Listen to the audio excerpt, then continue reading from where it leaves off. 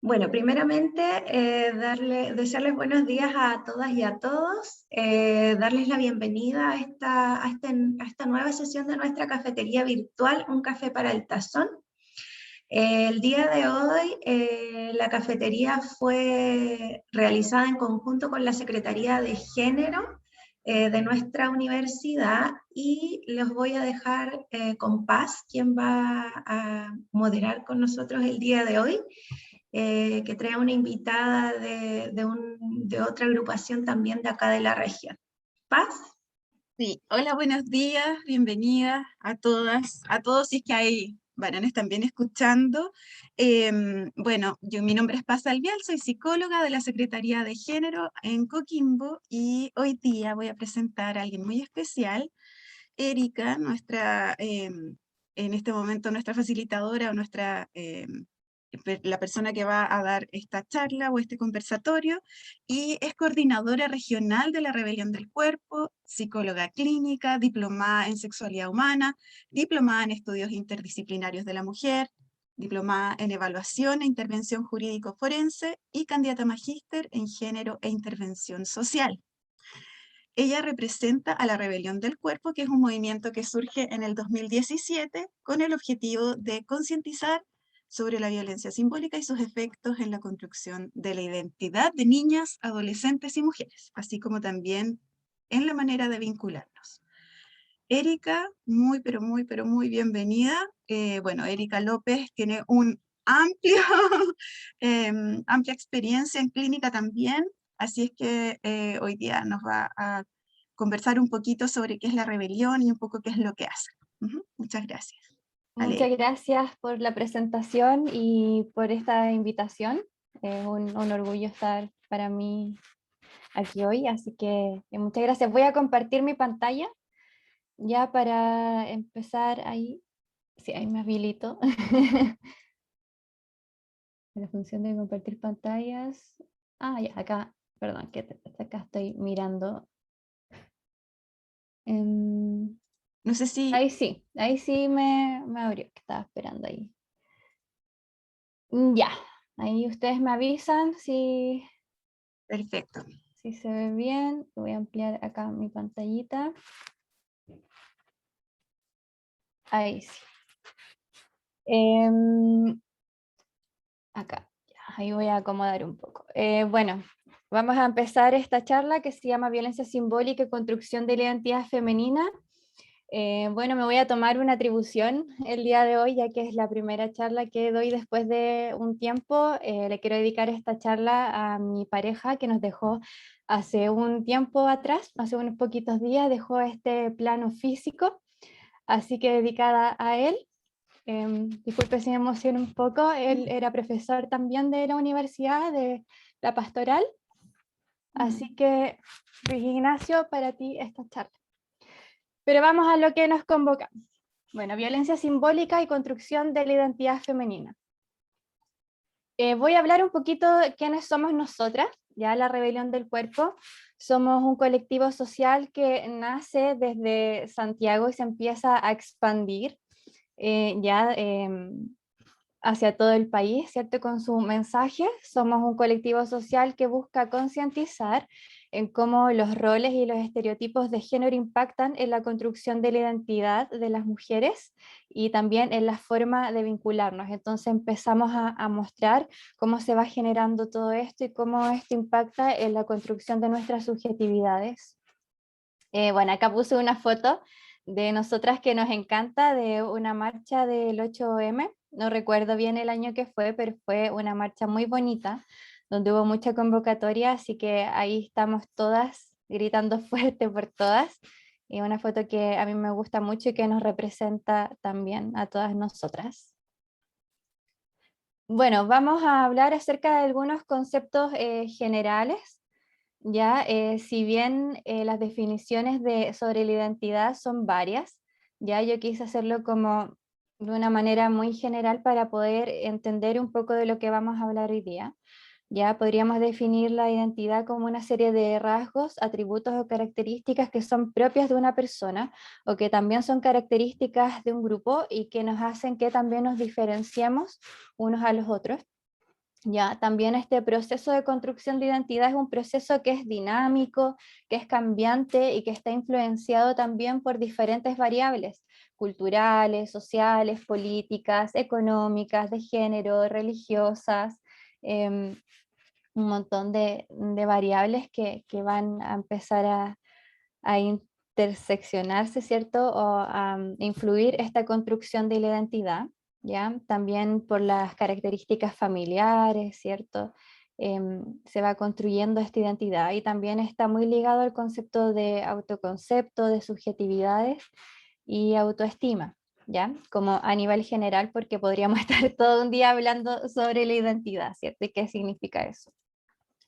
Otro concepto importante también es el de violencia simbólica, que es un concepto acuñado por Pierre Bourdieu, ¿ya? En la época del 70.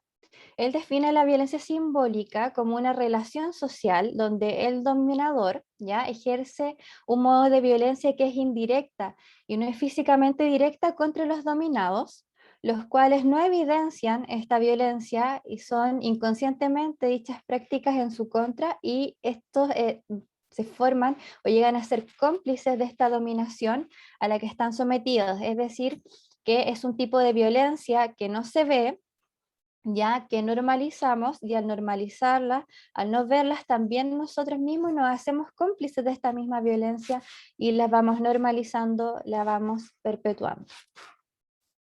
¿Ya? La violencia simbólica es un tipo de violencia invisible, como les decía recién, y es la base de la violencia de género. Es decir, nosotras tenemos que apuntar a esta violencia simbólica que está a la base, ¿cierto?, para poder empezar a luchar contra la violencia de género. Y esta violencia simbólica también la podemos encontrar en la cosificación de las mujeres, en la falta de diversidad de roles, en los cuerpos en los medios de comunicación, en la invisibilización también de las mujeres en la historia, porque tenemos pocas referentes o no se visibiliza a las mujeres científicas, por ejemplo, sino que se nos muestran otro tipo de mujeres y un tipo único también de ser mujer, ¿cierto?, que va influenciando en nosotras, en nuestra identidad, y se enmarcan en referentes cuando existe una diversidad de mujeres que también podrían transformarse en esos referentes.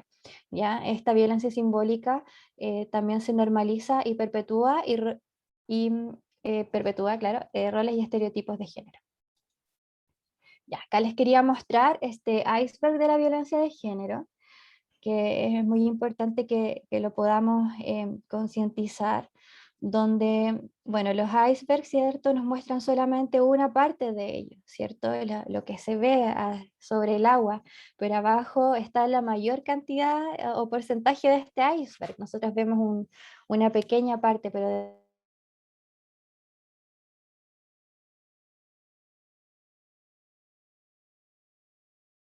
y lamentablemente, como también lo vimos esta semana, ¿cierto? Con la señora Rosa ahí, que sufrió también de femicidio en la parte alta de Coquimbo, vemos los asesinatos, vemos las agresiones físicas, em, vemos las violaciones, el abuso sexual, las amenazas, los gritos, los insultos, todas estas manifestaciones de la violencia de género que podemos ver, ¿cierto? De alguna manera. Pero hay otras formas de violencia de género que están debajo de este iceberg, que se transformarían en esta violencia simbólica de la que hablaba recién, que tienen que ver con humillar, ya en una parte del iceberg, que desvalorizar, despreciar, ignorar, realizar un chantaje emocional, culpabilizar, que son cosas que están debajo de este iceberg, ¿cierto? De lo que está en la parte de lo que no vemos, pero de alguna manera igual podemos como acceder ya a poder ver ciertos atisbos o poder empezar a visibilizar este tipo de violencia, pero en la parte más profunda está esa violencia simbólica, esas formas invisibles y mucho más sutiles de violencia que están a la base, ¿cierto?, de todo lo que vemos después, como lo es el humor sexista, el controlar, la publicidad sexista, que también en algún momento es lo que nosotros como Rebelión del Cuerpo abordamos en mayor cantidad, ¿cierto? La invisibilización, el lenguaje sexista, la anulación, los micromachismos, por ejemplo, Hace un tiempo atrás no se cuestionaba, ¿cierto? En los medios de comunicación, incluso en el Festival de Viña del Mar, que se hicieran chistes en relación a las mujeres, ¿cierto? Un humor sexista, las personas se reían de esto, y actualmente, como hemos podido visibilizarlo a través de los movimientos feministas, ¿cierto? O ya mostrando un enfoque de género, podemos ver de que esto no es chistoso y que en verdad son formas sutiles de violencia contra la mujer, ¿cierto? O también contra las diversidades, y que en verdad también perpetúan estos roles y estereotipos de género. Ya el lenguaje sexista también, los micromachismos, que son formas también muy sutiles de violencia, ¿cierto? Y que están a la base, y es aquí donde nosotras, ¿cierto? Debemos empezar a trabajar desde esta base, ya, porque no sacamos nada con trabajar acá arriba del iceberg, ¿cierto? Porque al final esto se va a seguir dando si no trabajamos en lo que es más profundo, ¿cierto? Desde la raíz, desde la radicalidad, por decirlo de alguna manera. Entonces, todos estos roles, ¿cierto? Todos estos estereotipos de género, nosotros los vamos a integrando dentro de nuestra identidad femenina a través también de esta violencia simbólica que no vemos, que no nos cuestionamos, entonces la integramos en nuestra identidad, ¿cierto? Como características propias, y las damos por sentado, ¿cierto? No las cuestionamos y empezamos a funcionar en torno a esta identidad. ¿Ya? ¿Cómo se perpetúa la violencia simbólica? ¿O a través de qué se perpetúa esta violencia simbólica? Algunas de sus manifestaciones también en la educación, en la educación sexista, ¿cierto? Cuando de pequeños se nos empieza a educar, se nos empieza a enseñar cosas de cierta forma a las mujeres, a los hombres, se nos inculcan estos roles a través de la educación. También a través de la familia, ya que yo creo que es algo que podemos ir repensando cuando nosotros miramos nuestra historia de vida, nuestra historia familiar, cómo se distribuían estos roles, qué nos decían.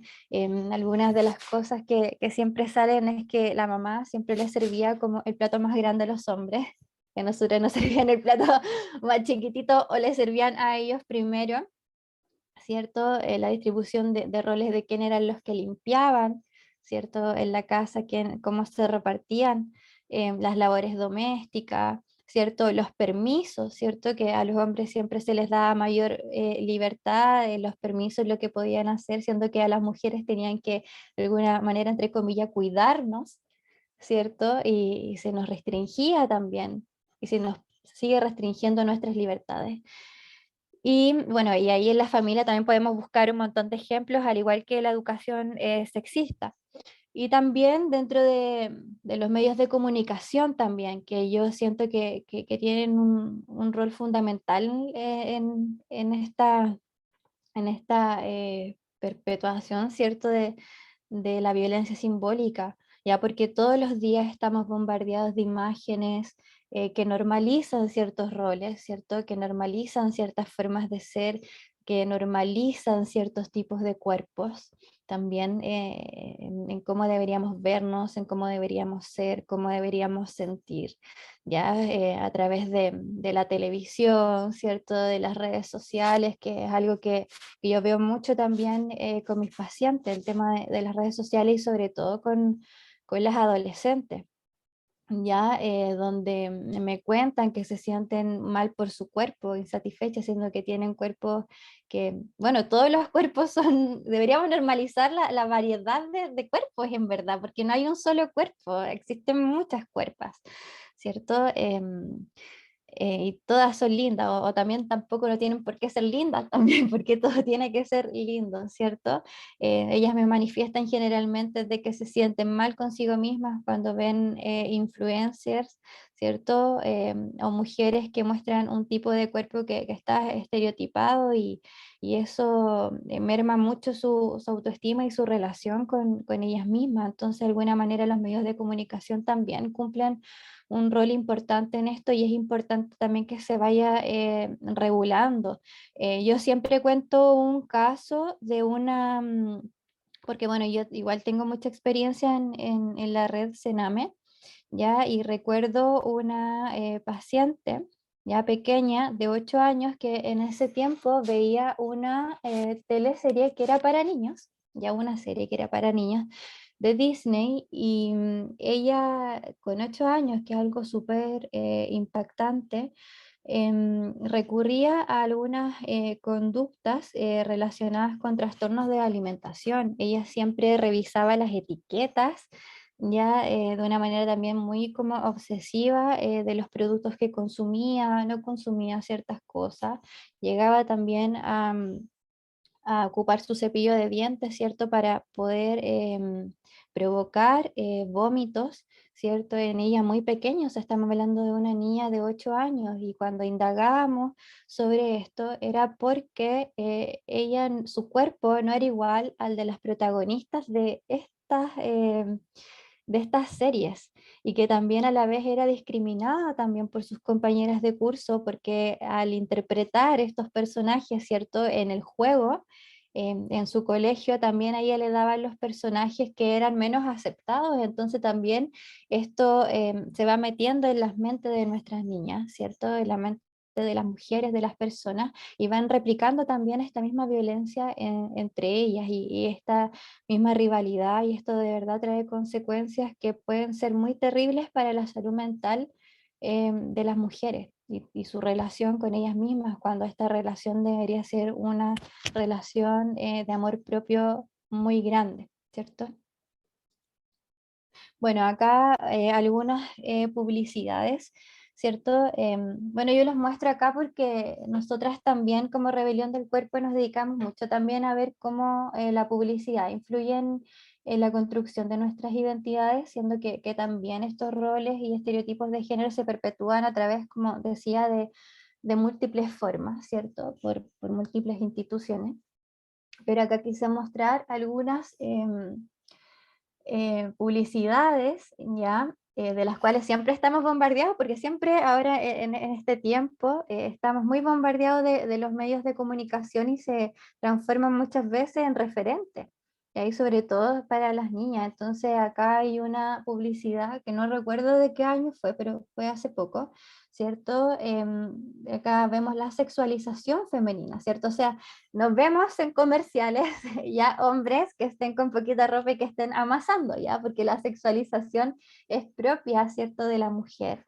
Es una característica que se nos atribuye a nosotras, la sexualización de nuestros cuerpos. También esta publicación me parece que fue de Tiner, me parece, o de Bata, de algún en alguna tienda de zapatos, ¿cierto? Y acá muestras niñas que están súper sexualizadas mostrando sus zapatos, ¿cierto? Sexualizando a las niñas y adolescentes que son escolares, ¿cierto? Entonces acá tenemos mucho que cuestionar en cómo o qué mensaje nos están entregando los medios de comunicación, ¿cierto? Esta mujer o modelo, ¿cierto? Con esta aspiradora, ¿cierto? Que tiene que ver con el rol de las labores domésticas que se nos ha asignado históricamente en la división sexual del trabajo, ¿cierto? A las mujeres. Acá esto, una hamburguesa que ponen acá es más rica que la de Denise Rosenthal, imagínate, o sea, comparando la belleza de esta mujer, ¿cierto? Em, con una hamburguesa, ya como algo de consumo. Em, Acá también una publicidad que dice, papá, mamá, podemos tratar mis estrías, o sea, de una niña pequeña, ¿cierto? Que ya se está sintiendo agobiada, ¿cierto? Está viendo que es algo malo el hecho de tener estrías, cuando todas las mujeres tenemos estrías, y también todos los hombres, o muchos hombres también tienen estrías, pero es algo que de pequeña, ¿cierto? Se nos va haciendo que nos conflictuemos con nuestro propio cuerpo. Em, bueno, una, una publicidad de La Cuarta, ¿cierto? De hace algunos años atrás, donde acá dice la historia de Andrea Aguirre, la colombiana descuartizada en crimen pasional. Y el amor y los celos la mataron, o sea, no es el amor no mata. El amor cuida, ¿cierto? En esta falsa construcción de lo que es el amor, de lo que nos han enseñado, de que el amor duele, ¿cierto? Los mitos del amor romántico, que también es algo que podemos conversar quizás para otro café, porque también es muy profundo y nos impacta de una manera enorme a las mujeres y cómo también construimos nuestras relaciones con nuestras parejas, ¿cierto? Pero también con otras mujeres también. Y normaliza, ¿cierto? Esta portada normaliza la violencia, normaliza de que el amor es maltrato, ¿ya? Acá está de Tritón, ¿cierto? Sube tu foto, video y ganas, ¿cierto? O sea, ¿qué tiene que ver la galleta con las piernas de una mujer? Entonces acá vamos con la sexualización del cuerpo femenino para el consumo, ¿ya? Esta publicidad de Carrefour, ¿cierto? Que dice con C de campeón, ¿cierto? Ahí con su niño con su auto, ¿cierto? Y acá con C de cocinera. Entonces acá desde pequeños, ¿cierto? Nos empiezan a inculcar y a meter en nuestras mentes esta división sexual del trabajo, estos roles de género, y de hecho es algo que yo aún hasta el día de hoy nosotras podemos ver en los supermercados, en las tiendas, que todo se divide con azul y rosado hasta el día de hoy, y esto es realmente impactante. Y esto es, imagínate, a través del juego, algo tan importante en el desarrollo y en la vida de las personas, de los seres humanos, nos empiezan a meter esto a través del juego. Algo que a mí me parece en lo personal aberrante, verlo hasta el día de hoy, cuando hay muchos estudios que dicen que los niños van integrando estos estereotipos o roles de género desde el preescolar. Entonces acá todas somos responsables de esto como sociedad, de que esto se empieza a dar, y esta violencia simbólica desde tan pequeño que después desemboca en esto, en la violencia, en esta violencia más explícita, ¿cierto? Hacia la mujer. Acá también lava más por menos, ¿cierto? Donde ponen acá a esta niñita, ¿cierto? Lavando sus trajes de princesa, que también podemos cuestionar de alguna manera los cuentos de las princesas y de Disney y del daño que nos hizo, bueno, al menos a las generaciones, ¿cierto? Que tenemos más edad, ¿cierto? Porque actualmente ya está cambiando un poco las historias de Disney, se está mostrando un poco más empoderada, ¿cierto? El rol de la mujer, y no solamente esperando a este príncipe que nos viene a rescatar de todas nuestros males, ¿cierto? De todas las cosas malas que podemos estar pasando y que somos felices para siempre. Em, Así que la idea es empezar a cuestionarnos esto, ¿ya? Bueno, también el tema de lo físico, de los cuerpos, cómo impacta y cómo estos estereotipos en relación a lo que es un cuerpo lindo, ¿cierto? Estereotipado nos puede llevar a esto, a trastornos de la alimentación, porque al final es una industria, ¿cierto?, que nos inseguriza, que nos dice cómo debemos ser, ¿cierto?, donde se valora esta delgadez extrema, y si nos salimos de esto, de esto estereotipado, nos empezamos a sentir mal con nosotras mismas, cuando en verdad no hay algo malo en nosotras mismas, sino que, como hay un capítulo de Los Simpsons donde Lisa Simpson dice, todo este maldito sistema está mal. Acá una foto de la Barbie humana, ¿cierto? Que empieza a tomar todas estas cirugías para empezar a parecerse a esta Barbie, una muñeca irrealista, ¿cierto? Con la cual nosotras jugamos desde pequeña y todas nos quisimos parecer de alguna manera a la Barbie, ¿cierto? Acá esta de All Spice, ¿cierto? Deja de oler como niñita y huele como un hombre, o sea, ¿por qué tiene que haber debilidad en una niña? ¿Cierto?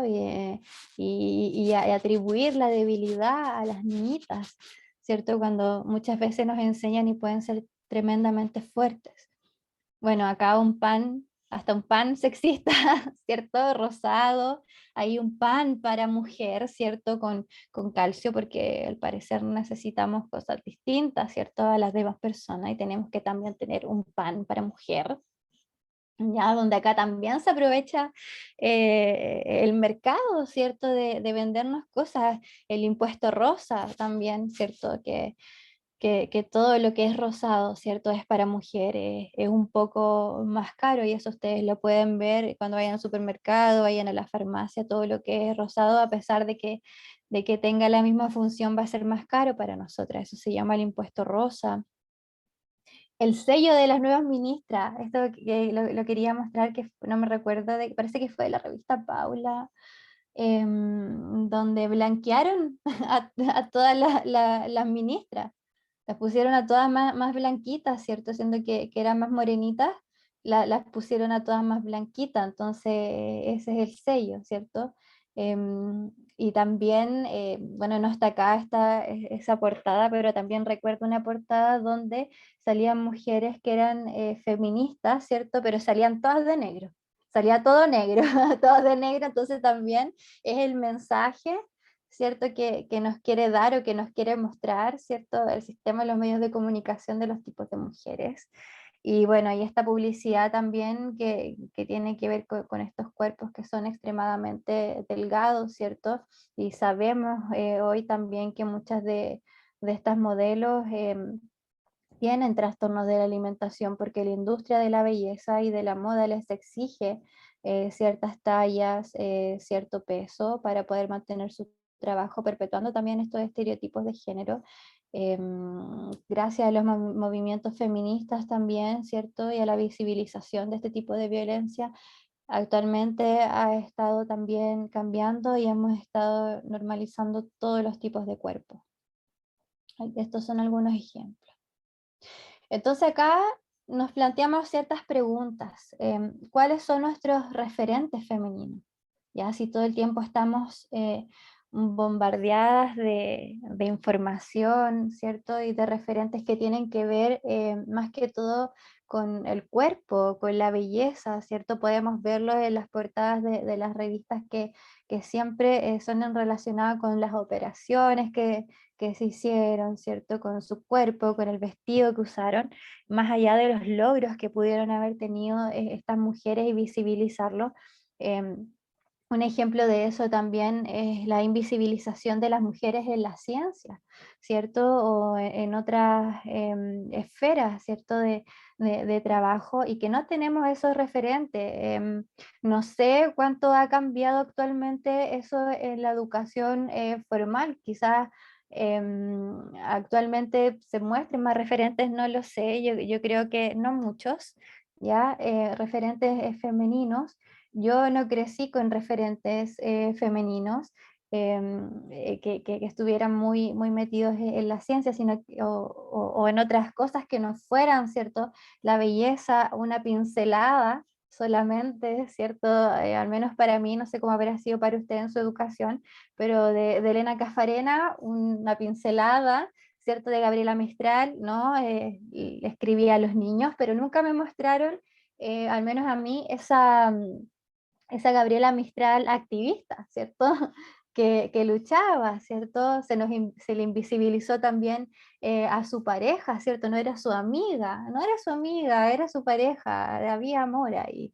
Entonces no nos mostraban esas cosas y nosotros crecimos con pocos referentes, entonces empezamos a construir nuestra identidad como mujeres, ¿cierto? A partir de estos referentes de belleza, a partir de la rivalidad también con otras mujeres que también se muestran mucho en los medios de comunicación o en estas historias o culebrones, ¿cierto? Donde las mujeres siempre pelean por el amor de un hombre y se hacen cosas y todo.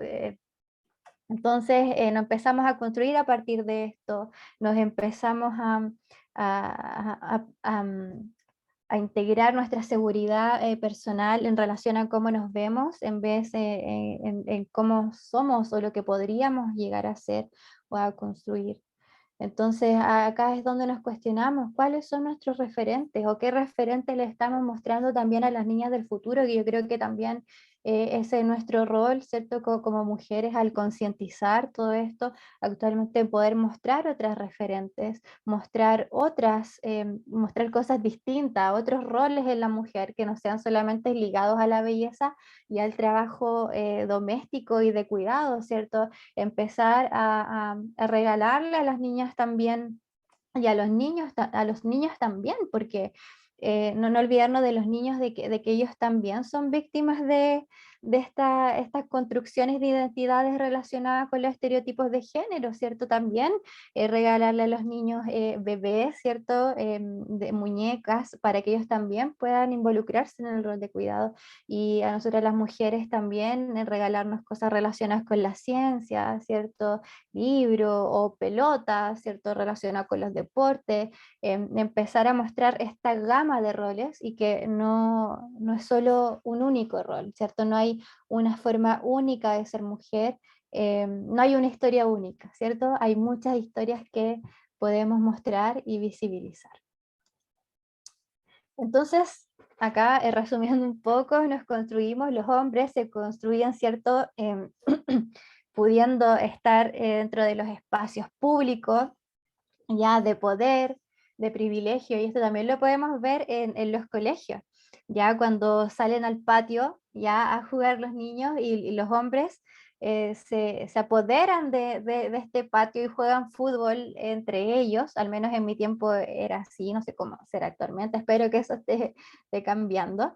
Se apoderan de este espacio, juegan, corren por todo el espacio del colegio, ¿cierto? Sin embargo, las mujeres todas juntas en un solo sector, ¿cierto? Entonces, y de hecho hasta los uniformes, ¿cierto? Donde a nosotras se nos ponía falda, se nos pone falda, y eso también limita en cómo, en cómo nos comunicamos, en cómo nos expresamos, en cómo nos relacionamos con nuestro cuerpo y cómo podemos expandir, ¿cierto? Esa corporalidad hacia el espacio, ¿cierto? En cambio los hombres más cómodos, ¿cierto? Con sus pantalones pueden correr, ir, volver, y nosotras teníamos que estar preocupadas de que no se nos vieran los calzones, ¿cierto? Cuando subíamos la escalera o cuando jugábamos. Entonces, son todas esas cosas, esos detalles que también influyen en nuestra construcción de identidad y en estos roles y en nuestro quehacer como mujeres, ¿cierto? Los hombres también van ocupando el espacio político también, ¿cierto? Donde ahora, claro, estamos buscando esta paridad en el espacio político público, pero son los hombres los que en mayor cantidad ocupan esos espacios de poder y obviamente de privilegio, ¿ya? Están privilegiados. Y la mujer, ¿cierto? En lo privado, nos construimos en lo doméstico, en la subordinación, en las labores de cuidado, ¿cierto? Que se nos inculca desde pequeña en estos roles o estereotipos de género. Y todo esto viene muy de la mano, ¿cierto? Y de la base de una dominación patriarcal como una forma de control social, como una forma de funcionamiento político, ¿cierto? Como base de un sistema económico que es capitalista, que se basa principalmente en esta división sexual del trabajo, y por eso se nos va inculcando estos roles, ¿cierto? De la mujer en lo doméstico, cuidando, ¿cierto? A los hijos, cuidando a estos futuros obreros, ¿cierto? Que les va a servir, ¿cierto? A este sistema para poder y seguir sustentándose, ¿cierto? De alguna manera el sistema capitalista se da cuenta de esta dominación patriarcal, la toma, la utiliza también como base de este sistema político y económico del cual todos somos parte, ¿ya? De esto podríamos estar hablando también todo el día porque es un tema súper profundo y súper importante, pero lo quise mencionar porque está muy, muy ligado a lo que estamos conversando hoy y a todo lo que tiene que ver con el género, ¿cierto? Que también es un tema muy profundo y muy amplio. Entonces, claro, como les comentaba recién, existe una valoración desde lo físico, ¿cierto? De cómo nos vemos y no desde lo que somos, ¿cierto? En realidad como una forma de dominación patriarcal económica, ¿ya? Esta valoración, o sea, esta violencia simbólica es parte de este sistema de dominación, ¿ya? ¿Por qué? Porque es mejor mantenernos ocupadas pensando en cómo nos debemos ver, ¿cierto? En cómo nos vemos, más de mantenernos ocupadas en cómo nosotras como mujeres podemos cambiar el mundo, ¿cierto? Porque nos hemos dado cuenta que luchando juntas y creyendo en nosotras mismas y en nuestras capacidades, podemos lograr muchas cosas, ¿cierto? Manteniéndonos unidas y pensando en cómo podemos cambiar este mundo, porque podemos aportar mucho más que el cuidado, ¿cierto? Y podemos aportar mucho más que desde la belleza, ¿cierto? Que podría ser a lo mejor una parte de nosotras, pero no lo es todo. ¿Ya? ¿Y por qué? Porque la inseguridad también vende. Ya, la inseguridad de las mujeres vende. Si ustedes se dan cuenta, y es algo que yo siempre nombro, es que, no sé si ustedes, a lo mejor ustedes me pueden corregir si es que lo han visto, pero yo creo que no. Si han visto alguna vez un comercial de cremas antiarrugas, imagínense el nombre, o sea, le damos el nombre, es antiarruga, o sea, no se acepta la arruga, algo que es tan natural, ¿cierto? De los procesos evolutivos de todas las personas y que deberíamos también valorar y amar, ¿cierto? Porque es parte de nosotras mismas. No hay un comercial, o al menos yo no he visto, de un hombre que se esté echando crema para las arrugas. No lo he visto, tampoco he visto un comercial anti-estrías, imagínate, o sea, algo tan natural de nuestros cuerpos, ¿cierto? De hombres y mujeres. No he visto un hombre que haga un comercial de cremas anti-estrías, y así podríamos nombrar muchas otras publicidades en las cuales se apunta a la inseguridad, donde hay cosas como las arrugas, ¿cierto? Ciertas características que no son aceptadas para las mujeres, no son valoradas, o sea, para el hombre las canas se ven sexys, la arruguita se ve sexy, ¿no? Está como el vino, ese hombre, ¿cierto? Pero para la mujer, ¿cierto? Esto no se acepta. Y es porque la inseguridad de nosotras vende, porque hay toda una industria que se sustenta económicamente a partir de nuestra inseguridad. ¿Qué pasaría si nosotras fuéramos seguras de nosotras mismas? ¿Ah? Si las canas no fueran un tema, si las arrugas no fueran tema para nosotras, ¿cierto? Esta industria, ¿cierto? De la belleza se cae, se cae. ¿Quiénes somos las que más consumimos ropa? ¿Cierto? Las mujeres somos las que más consumimos ropa, las que más consumimos productos de belleza y un montón de cosas, las cirugías plásticas también, las cirugías estéticas, ¿quiénes son las que más las consumen? ¿Quiénes son las que piensan en modificar su cuerpo, en ponerse, bueno, es una decisión personal, ¿ya? Yo no quiero tampoco satanizar, ¿cierto?, a las mujeres, ¿cierto?, o estar en contra de las mujeres que toman esta decisión, por ejemplo, de realizarse cirugías estéticas, porque es una decisión personal, pero creo que estas decisiones se tienen que tomar bajo una conciencia, que de verdad esto sea una decisión personal, ¿cierto? Tomando todas estas variables y conociendo que hay una industria detrás, que hay estereotipos que me dicen que las pechugas o los senos más grandes son más bonitos, ¿cierto? Se ven más lindos en el cuerpo femenino y no los senos que son más pequeños, ¿cierto? Tomando todas estas cosas que van influenciando esta decisión, tomarla a conciencia, y está bien si la quiero tomar, ¿cierto? Pero como decía recién, a conciencia, pensando de que hay toda una industria detrás de esto. Entonces somos las mujeres las que siempre estamos pensando en modificar nuestro cuerpo, las que estamos disconformes, ¿cierto? Todo eso, y podríamos seguir nombrando un montón de cosas, pero dentro de este control, ¿cierto? Este control, esta división sexual del trabajo, este modelo capitalista, ¿cierto?, en el que estamos, patriarcal, también hay que tomar en cuenta esto, de que nuestra inseguridad vende, y que nos construimos a partir de esa inseguridad, y que buscamos la seguridad a partir de lo externo, ¿cierto?, de lo que podemos adquirir, cuando la seguridad personal también está dentro de nosotras mismas y del solo hecho de estar, ¿cierto? Y que somos más allá y mucho más que un cuerpo. Ya, acá yo puse algunas cifras ya de algunas encuestas de la rebelión del cuerpo. Estas encuestas son eso, encuestas, ¿ya? No, no son estadísticas que sean más científicas, ¿cierto? Porque igual necesitaríamos mucha dinero, ¿cierto? Gasto para poder realizar cosas más profundas. Se está trabajando en eso, sí, actualmente, pero son como tanteos de encuestas online que hemos hecho, y algo que nos impactó mucho, que fue una de las primeras encuestas que realizamos mujeres y hombres, ¿cierto?, entre 14 y 45 años de edad en una muestra de 1.310 personas, ya, donde el 86% de las mujeres dejó de realizar una actividad en cómo se sentía con su cuerpo, ¿ya? Y esto lo podemos constatar también, y yo igual lo puedo constatar también en la clínica, mujeres que dejaron de ir a la playa, que disfrutaban mucho, les encanta el mar, pero no van a a la playa, no se ponen un traje de baño, no son capaces de hacerla, ¿cierto? Porque no cumplen con este estereotipo de, de cuerpo, ¿cierto? Estereotipado. Y no solamente en relación al cuerpo, sino que también, o sea, en relación a hacer cosas como de ir a la playa, ¿cierto? O actividades, sino que también a dar su opinión en un espacio público.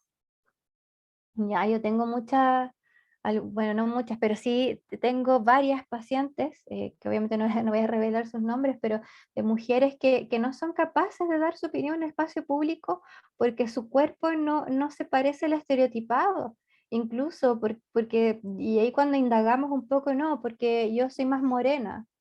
Entonces uno podría decir, pero ¿cómo? Pero en realidad esto pasa, esto sucede, las mujeres dejan de hablar, dejan de hacer cosas importantes porque no se sienten bien con su cuerpo. Entonces esto es algo importante que tenemos que empezar a develar, a mostrar, ¿cierto? Y a trabajar también en esto, porque la opresión está sobre nuestros cuerpos, ya de diferentes formas, pero esta subordinación, este control también está sobre el cuerpo, ¿ya? Y también hay varios autores que hablan de eso, ¿cierto? Desde la filosofía o teóricos que hablan de la control sobre nuestros cuerpos.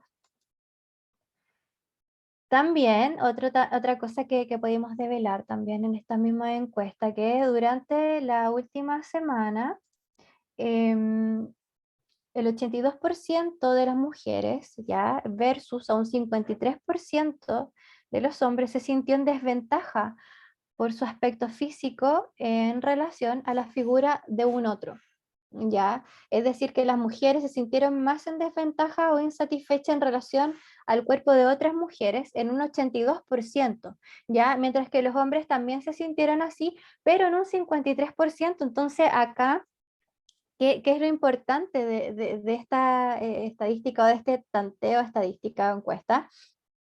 Es que existen diferencias de género, que tenemos que pensar el cuerpo también con diferencias de género, ¿cierto? Porque si no podríamos encontrar similitudes, ¿cierto? En cómo nos sentimos hombres y mujeres con respecto a nuestro cuerpo, pero sí hay diferencia. Entonces, esta presión evidentemente está más cargada hacia la mujer, ¿ya? Más que hacia los hombres. Entonces, tenemos que pensar el cuerpo desde el género también. Y acá hay otra, ya que durante la última semana, ya el 72% de las mujeres versus el 43% de los hombres imaginó modificar alguna zona de su cuerpo, ¿ya? Y acá también podemos encontrar diferencias de género, ¿ya? Que las mujeres nos preocupamos más en modificar nuestro cuerpo. Entonces, esta carga está hacia la mujer y en menor cantidad hacia el hombre. O sea, la presión la sentimos las mujeres en relación a nuestro cuerpo, ¿cierto?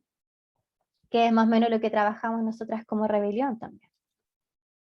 Entonces acá nosotros nos preguntamos, ¿esto es un problema personal? O sea, que hay algo mal en nosotras, en nuestra individualidad que nos sentimos así, ¿sí? De una manera como más esencialista, o esto es un problema social. Nuestra posición es que es un problema social, es un problema social, no es un tema que uno en lo personal lo tenga, sino que es cuando lo empezamos a conversar, ¿cierto? Y lo empezamos a llevar a un espacio de lo público, ¿cierto? Y no de lo privado, nos empezamos a dar cuenta de que somos muchas las que nos sentimos así, que somos todas las que de alguna manera, ¿cierto? Estamos presionadas ante estos roles. También desde una mirada también interseccional, ¿cierto? Porque si bien todas estamos hay una metáfora linda que me gusta, como en esta tormenta, nuestros barcos son todos distintos, o sea, algunos los pilló en un buque, a otra nos pilló en un barquito de papel, ¿cierto? Mirándolo desde la interseccionalidad, de que tenemos diferentes contextos, ¿cierto? Que nos condicionan, pero a todas de alguna manera nos llega como mujeres y es un problema social del cual todos deberíamos hacernos cargo, ¿cierto? Y también las políticas públicas deberían hacerse cargo de este problema, pero a veces no hay mucha disposición para hacerlo porque, como les digo, tiene que ver con un modelo político y económico. Entonces acá la invitación, para ir un poco cerrando, es que para hablar de nuestras identidades, para pensar nuestras identidades, nuestra subjetividad, nuestra autoestima, nuestra construcción de lo que es ser mujer. La invitación es poder ponernos, ¿cierto?, las gafas violetas de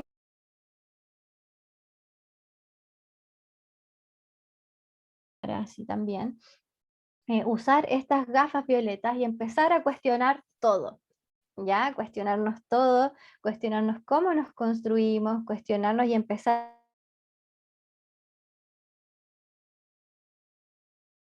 ya ha influido en la construcción de nuestras identidades y de nuestras subjetividades como mujeres, ya en cómo influyen también en nuestras acciones, en nuestras maneras de pensar, en nuestras tomas de decisiones. Entonces esta es la invitación de que a través de estas gafas violetas del feminismo empezar a adentrarnos en este mundo y empezar a cuestionarlo todo, ¿ya?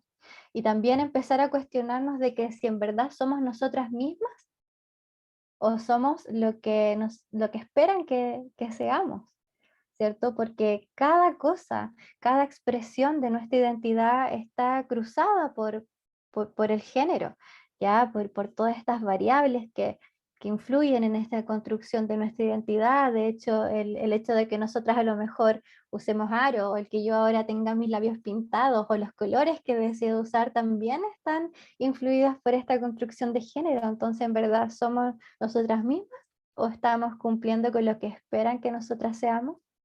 Entonces, a través de este cuestionamiento, bueno, acá yo puse esta frase que me gusta mucho, que nosotros utilizamos, porque como se llama nuestra colectiva, la rebelión del cuerpo, nos ocupamos también mucho de lo que tiene que ver con relación al cuerpo, siendo que ahora también nos vamos mucho a toda la gama de estereotipos de género y de violencia simbólica. En un comienzo siempre nos enfocamos esto al cuerpo, que en una sociedad que lucra con tu inseguridad, gustarte es un acto de protesta.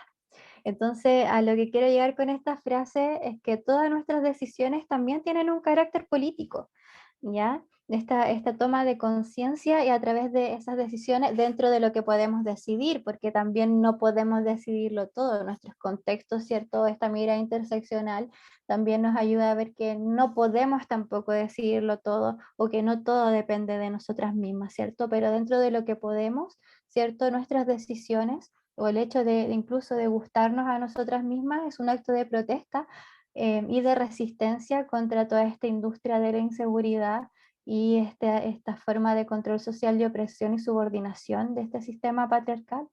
Entonces, la invitación también es una toma de decisiones como un acto político, ¿cierto? Porque lo personal es político, ¿cierto? Como nos enseñaron ahí nuestras antepasadas, ¿cierto? Feministas, ¿cierto? Que lo personal es político, entonces nuestras decisiones también pueden transformarse en un acto político. Así que a cuestionarlo todo y muchas gracias por su atención. Acá está nuestro Instagram, ¿cierto? De la Cuarta Rebelde. Acá nuestro Instagram de la Cuarta Región y nuestro Instagram nacional, ¿cierto? La Rebelión del Cuerpo. Muchas gracias, Erika. Muchas gracias. Vamos a dejar este espacio que viene para las preguntas, opiniones. Yo la verdad es que te felicito por la charla, por lo que has expuesto hasta ahora. Para nosotros es súper interesante. Yo tengo algunas preguntas también. Ya. Las personas que no pueden abrir sus micrófonos, entonces podrían escribirlos en el chat.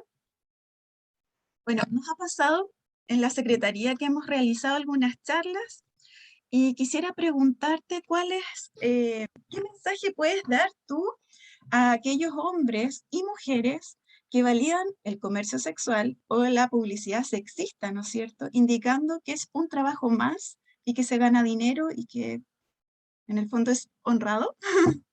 Ya, ya, mira, es que yo creo que igual todos podemos tener opiniones diversas acerca de eso, ¿ya? Dentro de mi opinión personal, ¿ya? Em, yo no estoy de acuerdo con el comercio sexual, ¿ya? Y tampoco con la sexualización de la mujer.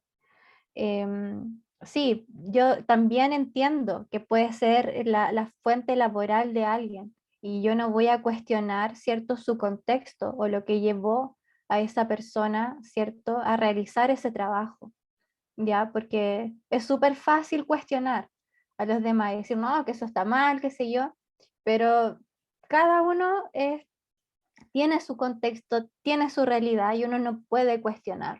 Ya, a mi parecer, yo no estoy de acuerdo con eso. Para mí es una forma más de opresión patriarcal, ¿cierto? Y que este mismo patriarcado, ¿cierto? Este mismo sistema o modelo económico, ¿cierto? Que al final nos lleva a esta opresión a hombres y mujeres, al final te lleva a eso también, ¿cierto? Te lleva y te da esa opción, ¿cierto? La valida. Ya, para mí eso no está bien, es una forma más de cómo el patriarcado se mete, ¿cierto? Y empieza a validar ciertas cosas, pero yo creo que tampoco debemos cuestionar a las personas que toman esa decisión. O sea, ojalá los contextos de estas personas fueran distintos y pudiesen realizar otras acciones, tener otras fuentes laborales y como sociedad también somos responsables de esto, porque no solamente es responsable la persona que lo hace, sino que también es responsable la persona que lo consume. ¿Ya? O sea, a medida que nosotros vamos consumiendo esto, también somos responsables.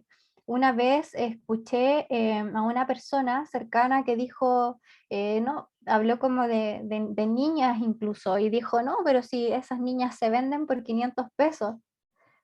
Muy horrible esto, ya lo que estoy contando, pero escuché de una persona cercana que dijo eso, no, si esas niñas se venden hasta por 500 pesos, y yo le decía, pero ¿qué la lleva a esa mujer a hacer eso? ¿Cuál es su contexto a hacerlo? A tener que vender su cuerpo para hacerlo. ¿Cuáles son también quizás las carencias emocionales que tiene esa persona? ¿Y por qué cuestionas a esa mujer que lo hace, siendo que hay hombres que se aprovechan de esa vulnerabilidad, ¿cierto? De esas niñas y que lo consumen. Entonces, ¿qué les diría yo? Que, bueno, yo en verdad no soy quien para cuestionar las decisiones, pero siento que como sociedad todos somos responsables de esto que ocurre. Las políticas públicas, ¿cierto?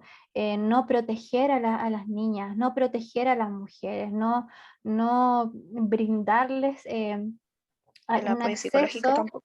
Claro, claro, como dice ahí, el apoyo psicológico y desde una base y desde lo social también, ¿cierto? Porque hay toda una historia de vida que te lleva a esto, ¿cierto? Entonces, de alguna manera, como sociedad, todos somos responsables, entonces no podemos responsabilizar solamente a la persona que toma la decisión o que lo valida, sino que todos como sociedad somos responsables.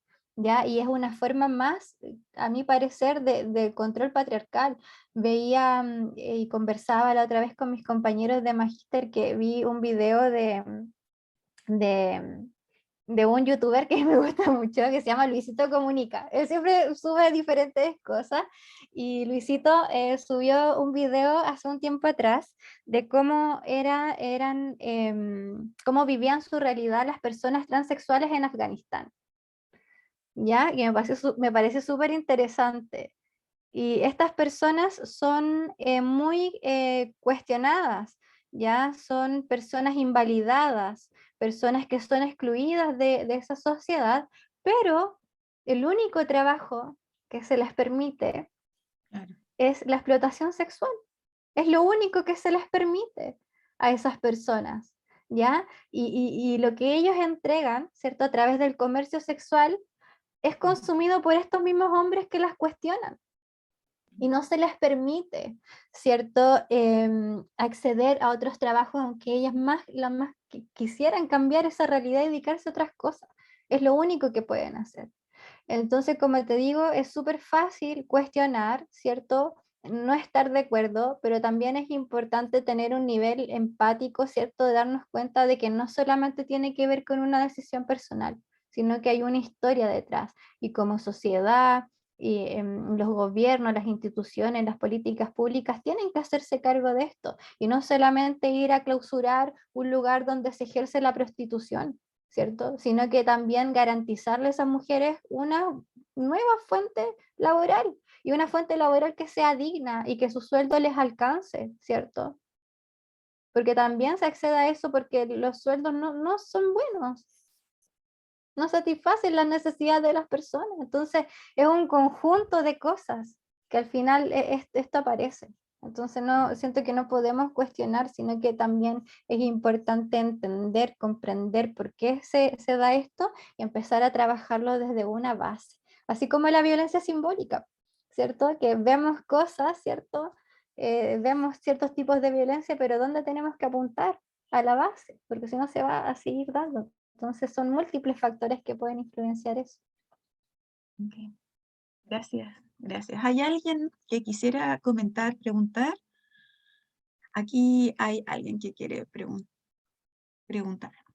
Nelson dice, ¿crees que la pandemia hizo algún cambio o algún tipo de visibilidad de la inequidad que viven tanto mujeres y hombres en el ámbito laboral, social y del hogar? Sí, por supuesto. Por supuesto que sí. De hecho, hay estadísticas que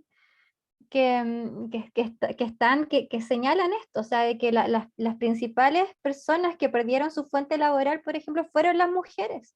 Ya también hay estudios que dicen que en mayor porcentaje las mujeres estuvieron al mayor cuidado de las labores de cuidado y doméstica, ¿cierto? Más que los hombres, a pesar de que los dos estuvieron en el hogar en esta pandemia, que fueron las mujeres las que tuvieron que dejar el trabajo, ¿cierto? Para ir a cuidar a sus hijos porque no podían ir al colegio, ¿cierto? Entonces, y también el tema de la violencia, ¿cierto? Porque si bien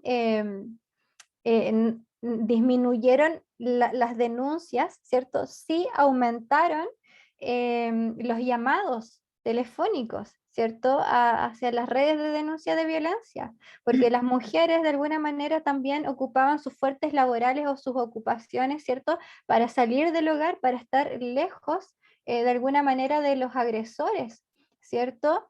Pero estuvieron con sus agresores las 24 horas del día, entonces y también esta baja en las denuncias más formales se produjo porque no tenían acceso a salir de su casa, las mujeres, ¿cierto? A poder pedir ayuda. Entonces, claramente, la pandemia, de alguna manera, si bien todo esto es súper negativo, ¿cierto? También nos mostró otras realidades, nos mostró otras vulnerabilidades, ¿cierto? Y sobre todo en relación al género y son cosas que nos ayudan a poner más atención y visibilizan, como decías tú, esa inequidad.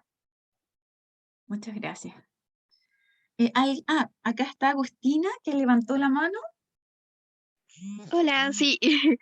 Bueno, a mí me pasaron esta invitación, pero fue porque, bueno, yo me gustaría contar mi experiencia con esto, que en realidad es bastante fuerte, ya que, bueno, yo estoy todavía en el colegio y voy en séptimo básico.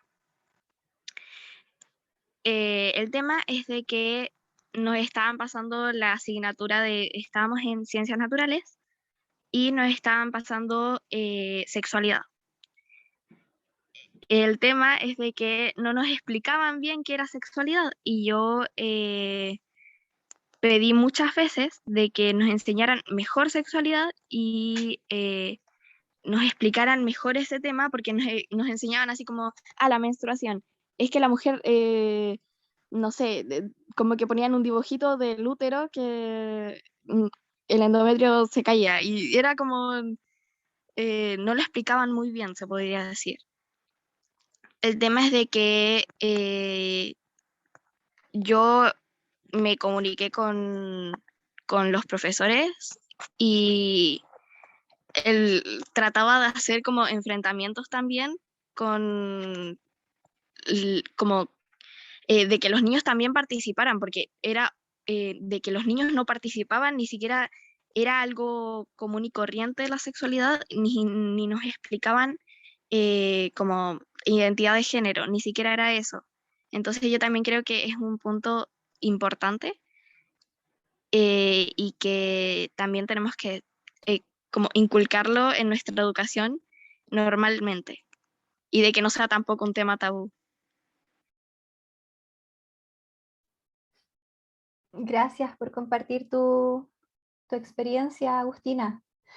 Sí, evidentemente no se habla de sexualidad como se debería hablar, siempre se habla desde la reproducción, ¿cierto? Desde la anticoncepción, cuando la sexualidad es mucho más que eso. Pues la sexualidad es parte de nuestra vida desde nuestra concepción, ¿cierto? Y no nos muestran, así que es parte de nuestra vida, tampoco nos educan desde el placer, ¿cierto? Que también desde lo positivo, o sea, siempre nos educan desde la prevención, ¿cierto? Del no quedar embarazada como que si eso fuera lo único y parte de la sexualidad y no se nos enseña desde el disfrute, desde lo positivo, desde la afectividad y muchas otras cosas, como decías tú también, desde las identidades de género, ¿cierto? Para poder entender, pero no sé, quizá pasa algo ahí con el tema educacional que muchas veces no se abren a ciertas conversaciones, quizás por miedo y tal vez también por la falta de formación desde los profesionales que entregan esta información, muchas veces están a cargo de profesionales bueno, no estudiaron el tema de la sexualidad, ¿cierto? O sea, si no lo estudiamos, ¿cierto? No lo conocemos, porque también, si me preguntas a mí como en lo personal, yo también tuve una educación sexual súper escasa y empecé a conocer cosas cuando empecé a estudiar la sexualidad, empecé a conocer más y a meterme en este mundo y cada vez nos vamos metiendo más y vamos aprendiendo más cosas porque uno nunca termina de aprender desde la sexualidad y esas personas, esos profesores tampoco a lo mejor no tienen tampoco por qué saber porque no es parte de su formación, ¿cierto? No es una obligación, pero tal vez es importante que los colegios integren al menos profesionales que sepan de esto y que estén abiertos a estas conversaciones y sin temor, porque hay un temor muy grande como de sexualizar a los niños, ¿cierto? A ciertas edades cuando no es así, incluso cuando empezamos a abordar la sexualidad desde mucho más pequeños, ¿ya? Y que tiene que ver incluso con el establecimiento de límites, ¿cierto? La prevención del abuso sexual también, ¿cierto? De respetar nuestro cuerpo, del consentimiento, o sea, hay tantas cosas que se tienen que hablar dentro de la sexualidad desde pequeños para que nosotras podamos crecer sanamente en relación a la sexualidad, porque es algo que es parte de nosotros, ¿cierto? No solamente la sexualidad es cuando iniciamos nuestra vida sexual, ¿cierto? Sino que va desde mucho atrás, de cómo nos relacionamos con otros y nuestros cuerpos. A mí me ha pasado a veces que me han pedido en algunos colegios charlas de sexualidad y no me llaman. Después no me llaman porque quizás mis contenidos no van acorde con lo que los colegios quieren.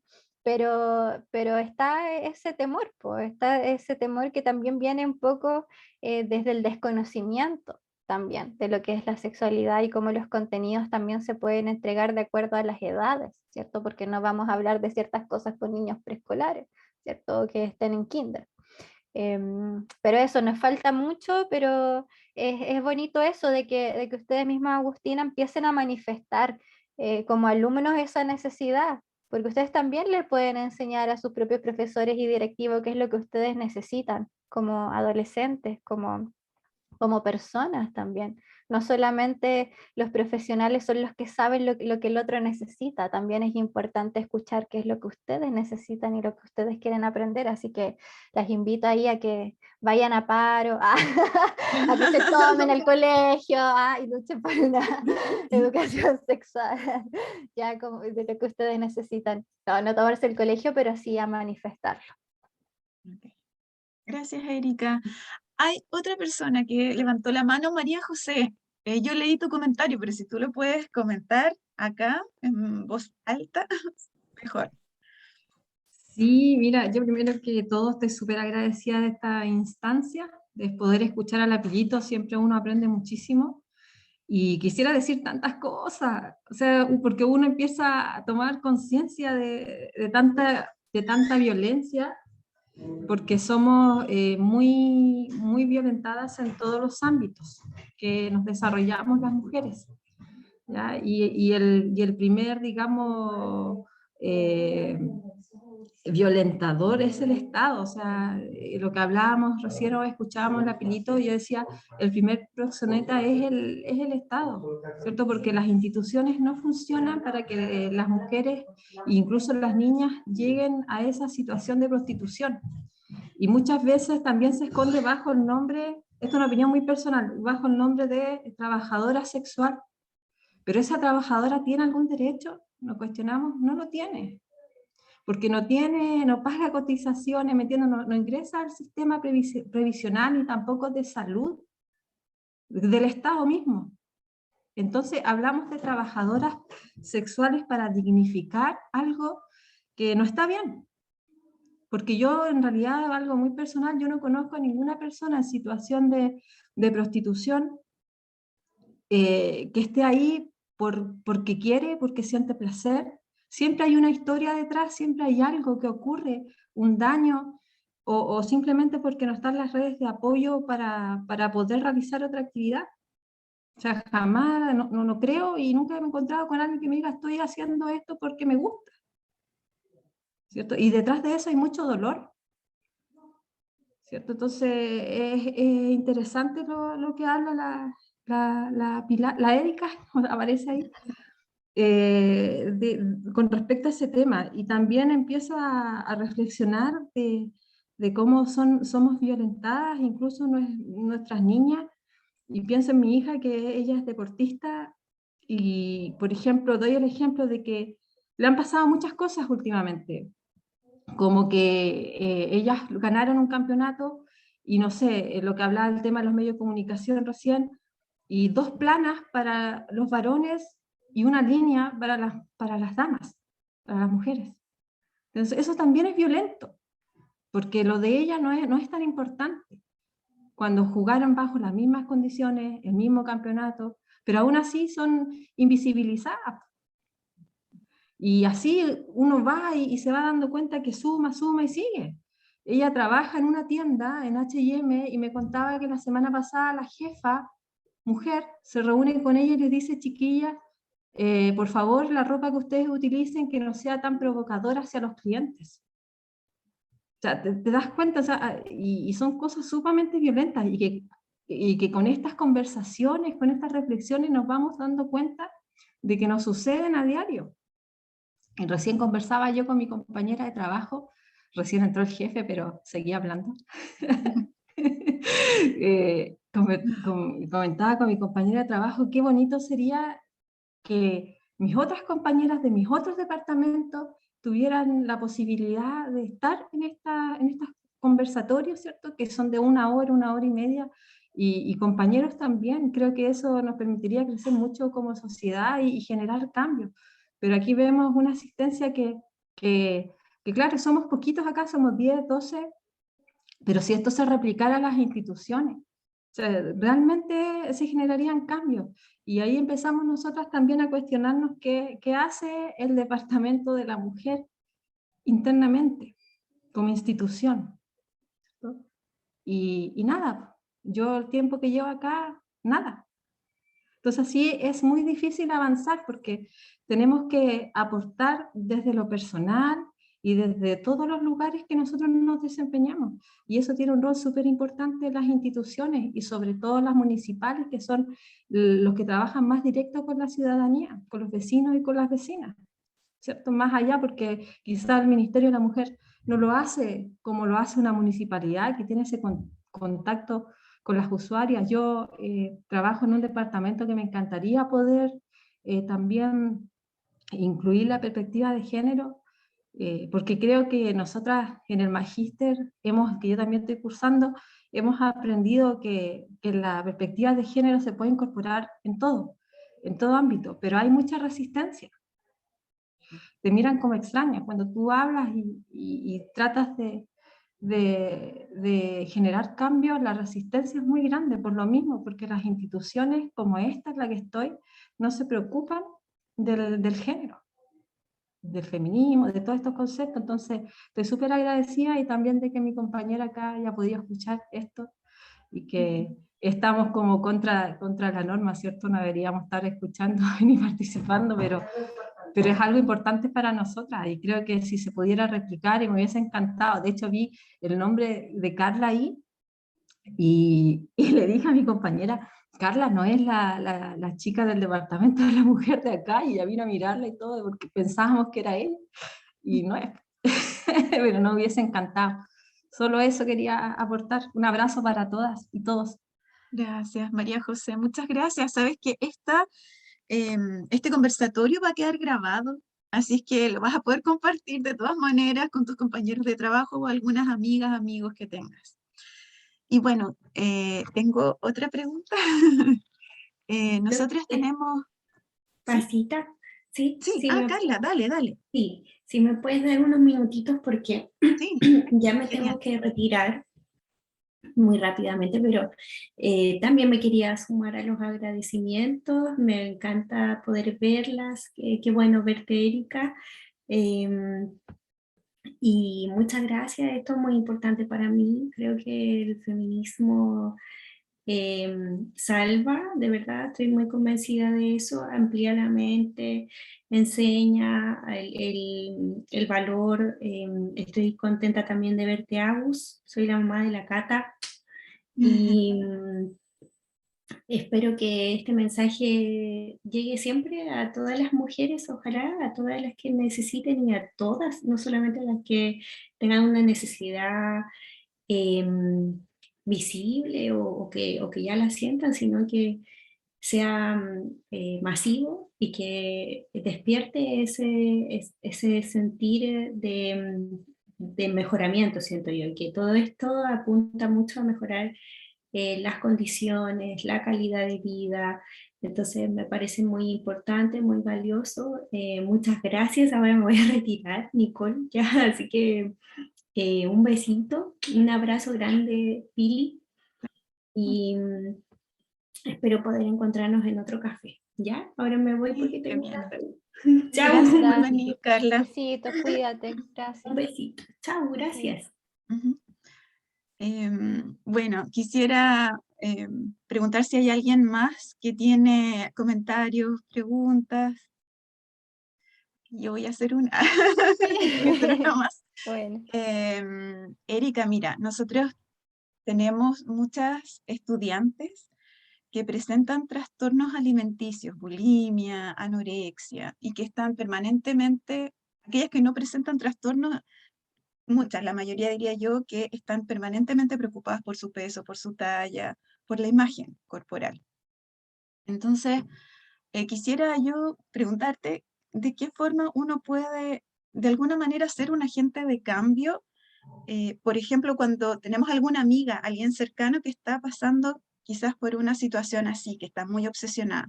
¿Cómo acoger a la persona? ¿Qué crees tú que se puede hacer para poder llegar? ya, mira, igual un trastorno de la alimentación es un trastorno que igual es grave, ya, no es algo que se pueda pasar un día para otro. De hecho, es algo con lo que una persona incluso puede vivir toda su vida, ¿ya? Y esto también va acompañado de otras cosas también, ¿ya? Que pueden ser cuadros depresivos, ¿cierto?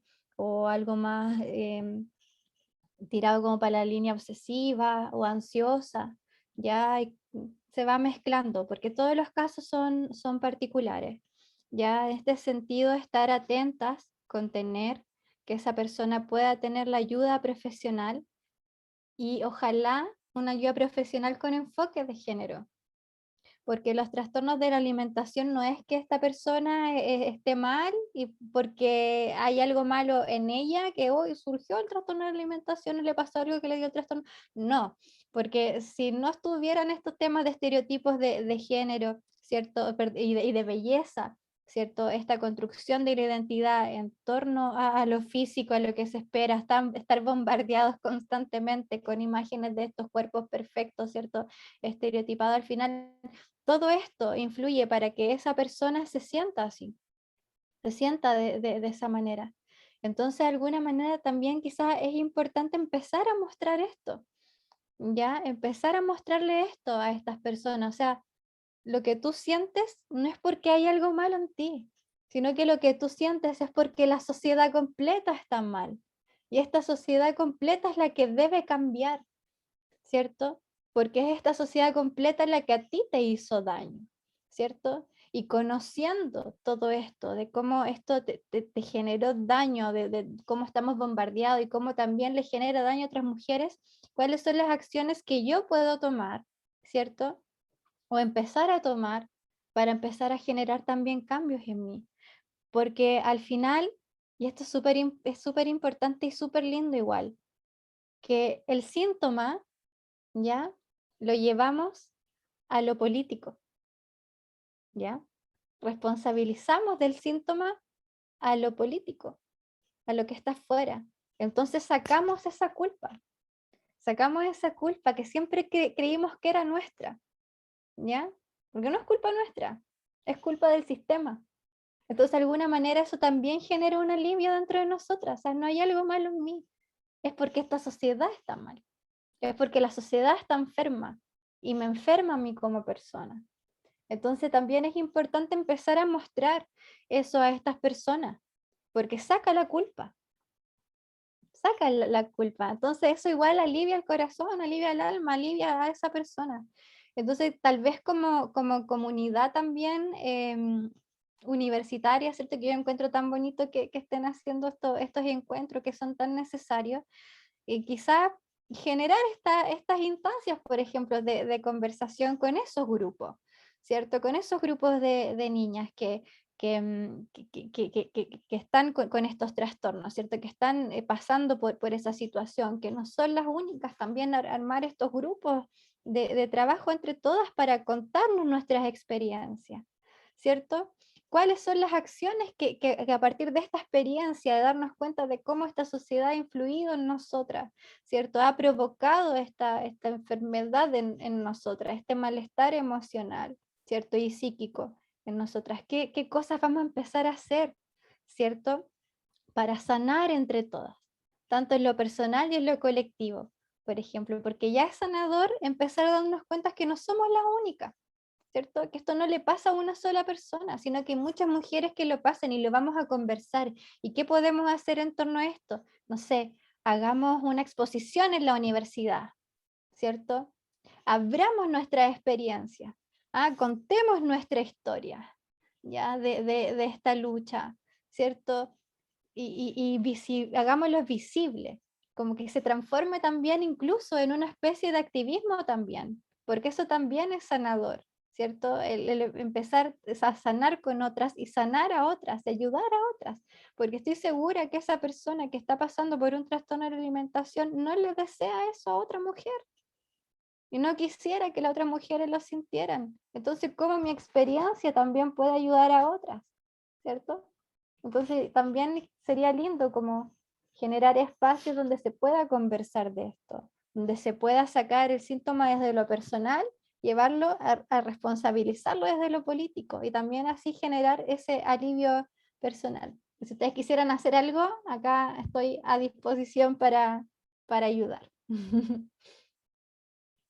Muchas gracias, muchas gracias. Bueno, estamos llegando al final, ¿no es cierto?, de esta actividad que ha sido muy enriquecedora, Erika. Para nosotros siempre es muy positivo poder tener a alguien que muestre desde su experiencia, ¿no es cierto?, desde su saber, cuáles son las propuestas en el fondo para tener una mayor autoestima en este caso, para poder quizás, como tú decías, ser un agente de cambio y sacar esta culpa, ¿no es cierto?, y ponerla afuera, en lo político, para hacer también un cambio afuera. Entonces, súper agradecida. Ya, como les dije, estamos llegando al final. No sé, Nicole, ¿quieres tú decir las últimas palabras? Gracias, Paz. Sí, netamente darle las gracias a la Secretaría de Género por la colaboración con nosotros en esta actividad. Darle las gracias a Erika por su disposición también para participar en este café. Como dice Paz, ha sido una temática muy enriquecedora para todos los que estamos presentes, todos y todas. Y concuerdo con ustedes, es importante que podamos seguir propiciando estos espacios de conversación que además nos abren el mundo, la mente, no solamente a nosotras, sino que a ver que generalmente el cambio no necesariamente es individual, sino que es colectivo. Así es que nada, darles las gracias y ojalá podamos seguir trabajando en conjunto para poder propiciar estos espacios que son tan valiosos. Eso. Muchas gracias.